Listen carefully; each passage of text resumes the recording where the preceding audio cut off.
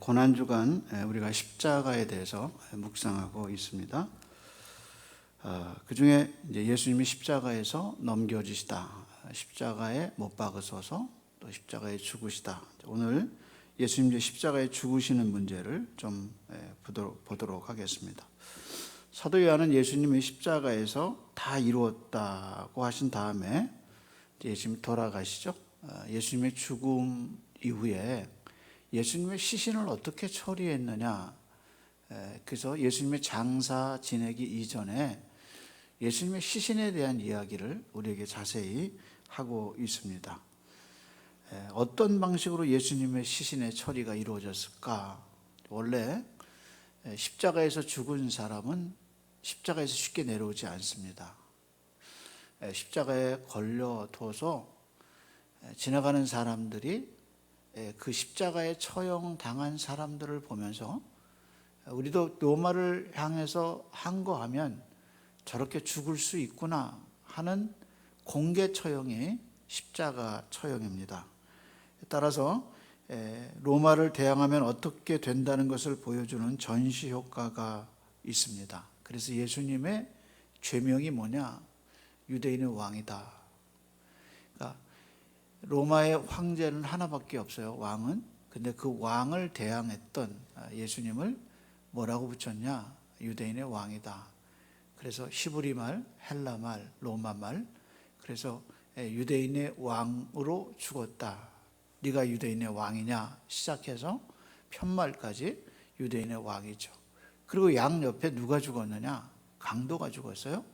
근데 그 강도가 그냥 강도가 아니라 로마를 대항했던 강도죠. 그래서 바라바의 이야기를 할 때 밀란을 일으키고 살인자고 이렇게 얘기하는데 강도죠. 그 강도는 사람의 물건을 빼앗는 강도가 아니라 로마를 항거했던 강도, 혁명가들이죠. 그래서 예수님이 죽으신 죽음과 양옆에 달려 죽은 강도의 죽음은 이게 로마의 십자가 처형이 갖고 있는 의미를 우리에게 가르쳐 주는 거예요. 그래서 십자가 처형은 금방 치지 않고 일주일이고 한 달이고 그걸 놔둠으로써 전시 효과를 노리는 것이 십자가의 처형입니다. 그런데 요한은 왜 예수님의 십자가의 처형 이후에 그 시신을 급하게 내려와야 되는가? 그거를 우리에게 설명하고 있어요. 그 설명이 31절이죠. 한번 보겠습니다. 이날은 준비일이라 유대인들은 그 안식일이 무슨 날이에요? 큰 날이므로 그 안식일에 시신 지체들을 십자가에 두지 아니하려 하여 빌라도에게 그들의 다리를 꺾고 시체를 치워달라 하니, 이렇게 얘기했어요. 여기서 안식일이 크다는 말은 뭐냐? 유월절이 돌아오잖아요.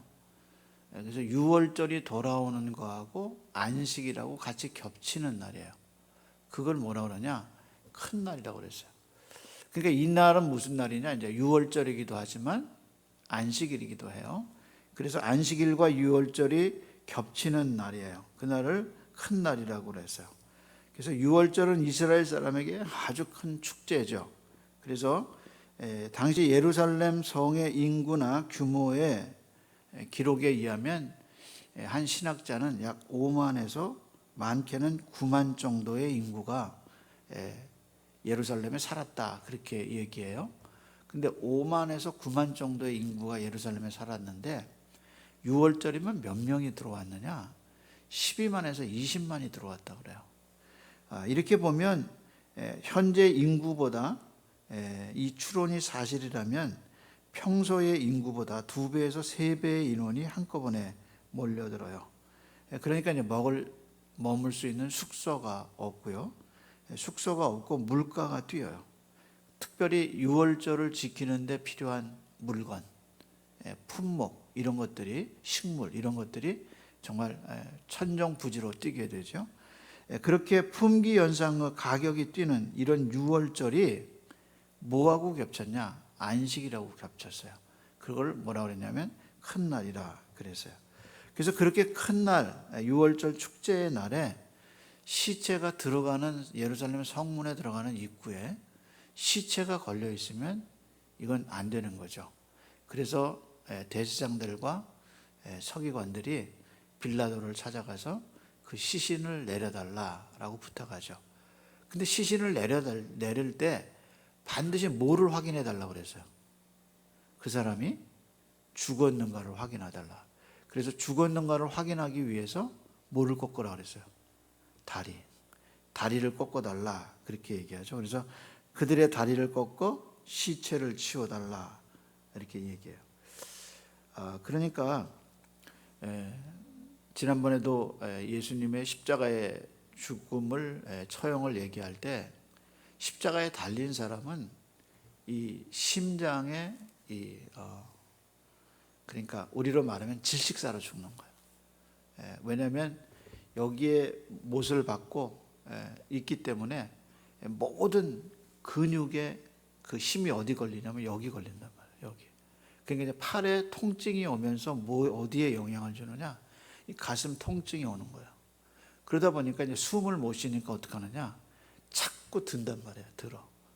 근데 이게 들게 되면 어떻게 되느냐? 또 힘의 무게가 어떻게 되냐면 발목과 발목 사이에 박혀 있는 그 못에 힘이 간단 말이에요. 그러니까 그걸 의지해서 자꾸 몸을 든단 말이에요. 그러니까 숨을 안 고되니까 어떻게 되느냐? 다리를 밑에서 깨죠. 그러면 다리가 아프니까 이제 못 드는 거죠. 그러니까 통증과 그다음에 발을 못 드니까 숨을 못 쉬게 되니까 결국에 십자가에서 어떻게 하냐? 질식사하는 거예요. 숨을 못 쉬어서. 그래서 그 시신을 그냥 걸어두죠. 근데 대제사장이 뭐라고 그랬냐면 다리를 꺾어서 우리에게 달라. 그 말은 혹시라도 살아날까 봐. 그러니까 예수님이 내가 3일 만에 다시 부활하리라 그걸 기억하고 뭐라고 얘기냐면 예수님의 시신, 그 십자가에 있는 그 시신을 반드시 다리를 꺾어서 우리한테 주십시오. 이렇게 얘기한 겁니다. 그래서 다리를 꺾게 되는 거죠. 이런 이제 관점에서 이 과정에서 사도 요한이 두 가지를 봐요. 그 두 가지 보는 것이 이제 33절이죠. 33절, 34절 다시 한번 보겠습니다. 예수께서 이르러서는 이미 어떻게 했어요? 죽었어요. 그러니까 다리를 꺾지 않았어요. 이게 또 굉장히 중요한 포인트죠. 다리를 꺾지 않았어요. 이게 왜 다리를 꺾지 않았다는 말이 중요하냐? 왜 다리를 꺾으면 안 되느냐? 그거하고요. 그 다음에 창으로 찔리니까 뭐가 나왔어요? 피와 물이 나오더라. 이렇게 돼서. 그럼 여러분, 예수님의 다리가 꺾여 죽었는데 예수님의 다리가 꺾이면 어떻고 안 꺾이면 어때요? 그 다음에 예수님이 찔러서 창으로 찔러서 거기서 물과 피가 나왔다. 그게 오늘을 사는 우리하고 무슨 관계가 있냐? 그 말이죠. 제가 미국에 있을 때 공영방송이에요. 그러니까 이 공중방송에서 이제 부활절 앞두고 이제 토론이 붙었어요. 이제 토론의 주제는 그거예요. 예수만 믿어야 구원받느냐. 그러니까 예수 그리스도만이 유일한 구원의 길인가. 이제 그거 토론이 붙었어요. 근데 토론의 주제로 누가 나왔냐면 서든 베프티스트의 침례교 목사님이 나왔어요. 그리고 한 분은 누가 나왔냐면 유대 랍비가 나왔어요. 랍비가. 그리고 또 한 분 누가 나왔냐면 보스턴에 있는 분인데 그 보스턴에 있는 분이 이제 유대 랍비예요. 랍비인데 그 보스턴이 그분이 책을 썼어요. 그 책을 쓴 내용이 뭐냐면 왜 선한 사람들에게 나쁜 일이 생기냐. 아주 유명한 책이에요. 그 랍비가 방송에 나왔어요. 그리고 또 누가 나왔냐면 천주교 신부가 나왔어요. 그래서 이제 세 분이 TV에서 이제 토론을 하는 거예요. 토론하는데 그거예요. 두 사람은 뭐라고 얘기냐면 예수를 믿지 않아도 종교에 관계없이 선하게 살면 구원받는다. 그런데 이제 침례교 목사님은 이제 그렇지 않다. 성경에 의하면 이게 이제 그분의 논리예요. 성경에 의하면 예수 그리스도만이 유일한 길이다. 그러니까 이제 다른 사람 공격하기를 그러면 예수 안 믿으면 지옥 가냐 이거를 물어보는 거예요. 그랬더니 이분은 대답하기를 그들이 지옥 간다 이렇게는 말 못해요. 그건 지혜로운 방법이 아니죠. 그러니까 이분이 뭐라 그러냐면 성경의 논증에 의하면 구원의 길은 예수 그리스도밖에 없다 이렇게만 얘기해요. 그러니까 공중방송에서 안 믿는 사람과 믿는 사람들이 다 보는 그 자리에서 예수님만이 유일한 구원의 길이라고 말하는 것이 쉬운 게 아니에요. 그러니까 사람들의 환영을 받는 논리는 뭐냐? 예수를 믿지 않아도 선하게 살면 구원을 받을 수 있다. 이것이 사람들이 듣고 싶어하는 메시지죠. 그래서 예수님을 믿어야만 구원을 받는다. 그게 이성적이지 않고 합리적이지 않아요. 합리적인 건 뭐냐? 종교에 관계없이 뭘 믿어도 착한 일, 선하게 살면 하나님은 구원을 주신다. 이게 합리적이고 사람들에게 환영을 받는 거죠. 그런데 이게 만약에 사실이라면 예수님이 왜 죽어요? 그렇잖아요. 예수님이 왜 죽냔 말이에요. 이 사도 요한이 요한복음 19장, 18장, 19장, 20장까지 예수님의 재판부터 십자가 사건까지 이렇게 자세히 기록한 이유가 뭐냐? 이분이 유일한 구원자라는 거예요. 그러면서 예수님이 우리의 유일한 구원. 그러니까 만약에 착하게 살고 종교에 관계없이 구원을 받을 수 있다면 하나님이 왜 자기 아들을 십자가에 못 박아 죽게 하냔 말이에요. 그럼 하나님 얼마나 어리석은 거예요. 따라서 성경은 유일하게 좁은 문으로 들어가라.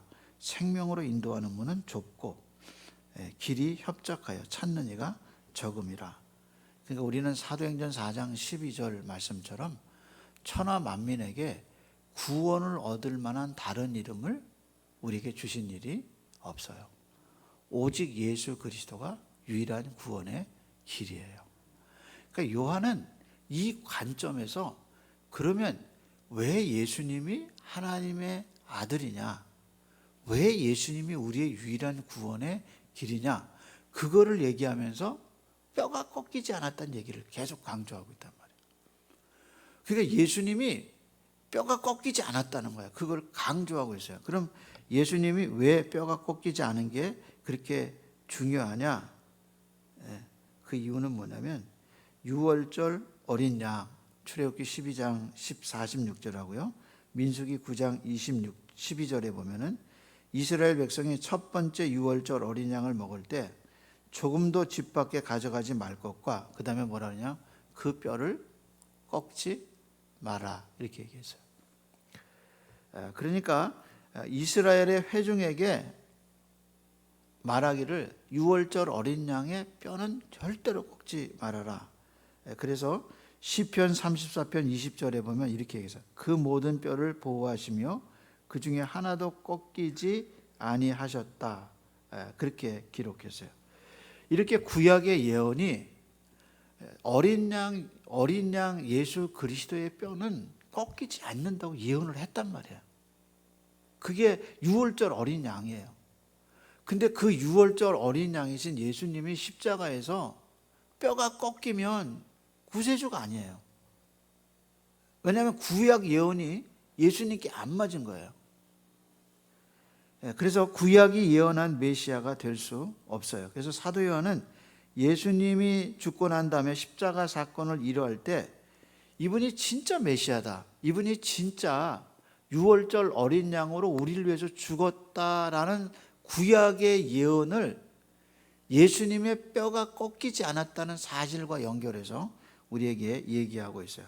그러면서 예수님이 정말 우리의 구약 성경이 얘기한 그 메시아다, 그 어린 양이다 하는 것을 우리에게 알려주죠. 그러니까 이게 하나님의 깊은 섭리예요. 그냥 뼈를 꺾고, 왜냐하면 십자가에 달린 사람은 거의 뼈를 꺾어요. 그래 그걸 쉽게 죽이니까. 그게 이제 관례인데 예수님께는 그렇게 안 왔어요. 왜냐하면 가서 보니까 이미 죽은 거예요. 그러니까 뼈를 꺾지 않고 대신 어떻게 했어요? 칼로? 창으로 찔렀단 말이에요. 그래서 이제 두 번째 이 사건이 일어난 게 뭐냐? 예수님이 창으로 찔려서 뭐하고 뭐가 나왔다 그랬어요? 피와 물이 나왔다. 그래서 병사의 창이 예수님의 여기를 찔렀는데, 옆구리를 찔렀는데, 옆구리가 이제 어디를 찔렀냐면 심장을 찌른 거죠. 그래서 예수님의 심장에 있는 피가 흘러서 심낭에 들어가서 그게 피와 물이 섞여서 나오는 것을 이제 의학적 현상이다, 그렇게 학자들이 얘기하죠. 그래서 요한은 여기서 의학적 진리를 얘기한 게 아니에요. 요한이 여기서 예수님의 정신이나 생각이 아니라 바로 그다음에 뭐예요? 예수님 뭐가 죽었다는 거예요. 예수님 뭐가 죽었다는 거예요. 지금 몸이 죽었다는 거예요. 몸이. 이게 초대교회 이단은 뭐냐면 예수님이 몸으로 오시지 않았다는 거예요. 왜냐하면 예수님은 그 영주주의자들은 예수님이 어떻게 하나님이 이 썩어질 인간의 더러운 몸을 입고 오시느냐, 그러니까 몸으로 오신 예수님을 부인한 거예요. 근데 지금 사도 요한은 예수님이 십자가에서 어떻게 했냐, 육체로 오신 예수님이 육체가 죽었다는, 그래서 어떻게 했냐, 찔렀더니 거기서 피하고 물이 나왔다. 이건 뭐냐, 예수님의 몸이 죽었다는. 그래서 서신서 보세요. 그 몸으로 우리를 대속하사, 몸 이야기가 엄청나게 나오잖아요. 그건 예수님이 영으로 죽지 않았다는 거예요.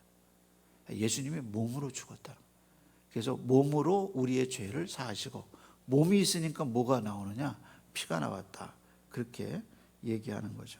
그래서 우리에게 주는 교훈이 뭐냐, 예수님이 진짜 죽으셨다는, 어린 양의 예수님이 죽으셨다는. 그러면서 예수님이 피와 물로 죽으셨는데, 이걸 이제 사도 요한이 이걸 요한 1서에서 이걸 인용하죠. 인용하면서 뭐라고 얘기하냐, 피와 물과 그 다음에 성령은 하나다. 이게 이제 요한 1서 5장에서 하는 얘기예요. 근데 그 장면이 여기서 나오죠. 그래서 해석자들이 이렇게 해석해요. 물은 물세례를 의미하고, 그 다음에 피는 여기서 예수님 흘리신 십자가 피 세례를 의미한다. 근데 이 물세례와 예수님의 피로 죽으신 이 피세례, 이것을 성령님이 오셔서 증언해야만이 이게 우리에게 믿어지는 것이다, 이렇게 이제 해석을 하죠. 그래서 피와 물로 임하신 이는 예수 그리스도시니, 이렇게 얘기하고, 그 다음에 그 예수님을 성령님이 증언하셔야, 그래서 증언하시는 분은 성령님이시니 하고 요한일서에서 이 부분을 갖고 해석을 하죠. 그러면서 우리에게 주는 교훈이 뭐냐, 이분이 바로 예수님이라, 하나님의 아들이고, 이분이 바로 우리의 죄를 위해서 대속해 주신 예수 그리스도라는 것을 우리에게 강조하고 있죠. 그래서 옆구리에 피가 난 것처럼, 그리고 예수님이 피를 흘리신 것처럼, 이것이 우리에게 주는 참된 교훈이다. 그래서 요한은 이것을 계속해서 뭐라고 강조하나, 이제 35절 한번 보겠습니다. 35절에 이를 본 자가 어떻게 했어요? 증언하여. 그 본 자가 누구예요? 자기죠. 그러니까 이를 본 자가 증언하였으니 그 증언은 어떻게 해요? 참이다. 그가 자기의 말하는 것이 참인 줄 알고 너희로 믿게 하려 함이라. 그 다음에 뭐냐면 이 일이 일어난 것은 그 뼈가 하나도 꺾이지 아니하리라고 한 성경을 응하게 하려 함이라. 그러니까 예수님의 뼈가 꺾이지 않았다는 것이 구약 성경의 예언을 이룬 거예요. 그리고 이제 스가랴의 얘기를 또 하죠. 그러면서 37절에 뭐라냐, 다른 성경 스가랴, 그들이 그 찌른 자를 보리라 하였느니라, 그렇게 얘기하면서 예수님의 찔리신 장면을 우리에게 얘기해 주고 있어요. 그래서 요한은 예수님이 십자가에서 그 일어난 모든 그 사건은 우연이 아니라 하나님이 정하신 방법대로 예수님이 그렇게 돌아가셨다는 거예요. 그러니까 한번 생각해 보세요. 로마 병사가 꺾지 않았다. 그것이 그냥 우연하게 생각할 수 있죠. 근데 그 행위 속에 하나님의 깊은 섭리가 들어가 있다는 거예요. 그러면서 어린 양 예수의 이야기라고 몸에서 이제 피와 물을 흘린 것을 요한이 요한 1서를 강의하면서 그것이 어떤 의미인가를 설명하는데, 요한 1서 5장에 설명할 때 그 5장의 타이틀이 뭐냐면 믿음을 얘기하는 거예요. 믿음을 얘기할 때 예수님의 그 십자가 사건과 피와 물이 흘린 것을 얘기하면서 너희의 믿음이 어떤 거냐라고 얘기하고 있는 거죠. 그러면서 뭐라고 하냐, 이 예언은 참이라 내가 보고 너에게 전한 것이라. 근데 우리가 지금 어떻게 해요? 그 전한 메시지를 믿었잖아요. 그게 뭐예요? 믿음이라. 그래서 고난주간에 요한이 얘기한 것을 우리가 다시 묵상하면서 예수님이 진짜 하나님의 아들이구나 하고 고백하고 그분의 증거가 참이었다는 것을 우리가 알게 됐잖아요. 그게 뭐냐? 믿음의 역사란 말이에요. 따라서 우리는 이런 걸 읽으면서 나는 진짜 구원받은 사람이구나. 나는 진짜 하나님의 선택을 받은 사람. 이게 믿어지는구나. 그렇게요.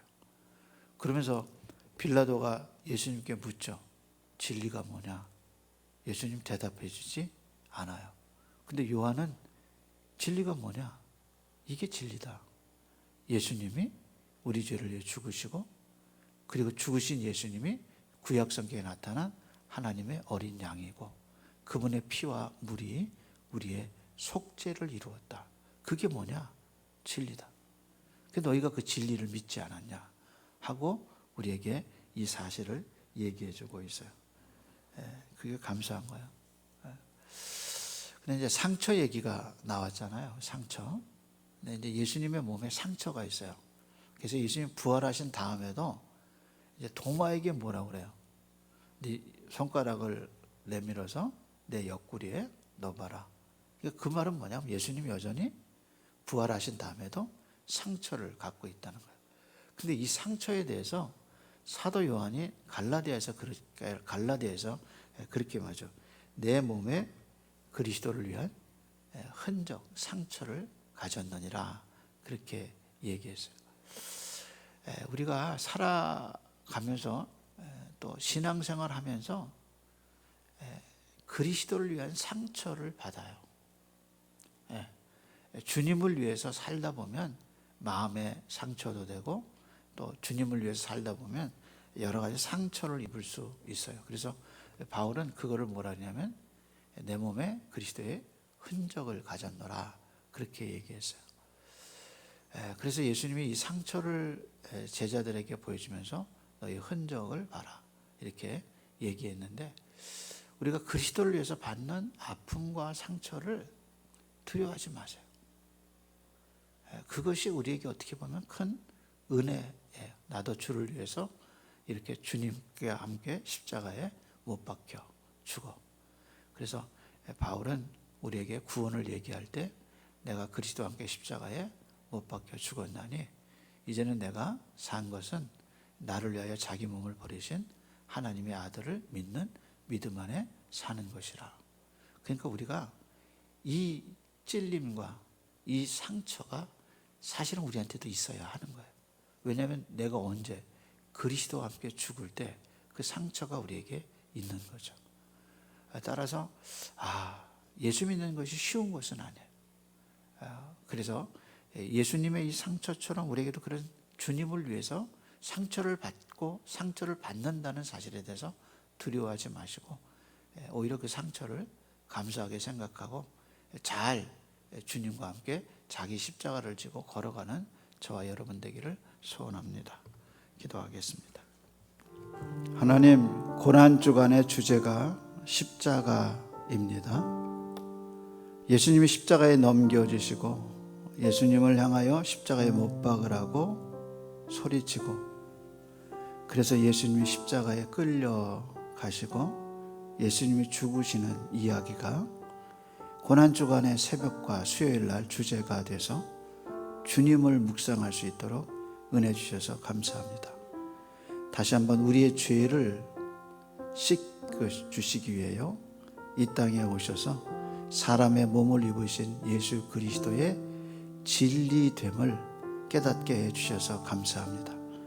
우리 신앙이 예수 그리스도의 진리에 있음을 알게 하시고 이 진리 되신 예수님을 믿을 수 있도록 피와 물로 임하신 예수 그리스도를 믿을 수 있도록 성령 하나님이 내려오셔서 이 모든 진리를 믿게 하여 주셔서 감사합니다. 그래서 오늘 요한복음 19장의 이 예수님이 우리의 구세주라는 것을 고백하고 이 주님을 따라갈 수 있도록 은혜 주셔서 감사합니다. 다시 한번 우리의 진리가 하나님 앞에 굳게 세워진 진리가 지켜지고 이 진리를 수호하고 이 진리를 전파하는 교회와 성도들이 되게 인도해 주옵시고 우리를 위해 죽으시고 부활하신 살아계신 예수 그리스도가 있음 때문에 우리의 삶을 맡기고 의지하는 복된 시간이 되게 인도해 주옵소서. 이제는 우리 주님 예수 그리스도의 은혜와 하나님 아버지의 크신 사랑하심과 진리 가운데 인도하시고 진리를 믿어지게 하시고 믿어진 진리를 따라 살 수 있도록 힘을 주시는 성령님의 은혜가 고난주간을 지내는 성도들의 심령 속에 이제부터 영원토록 함께 있을지어다. 아멘.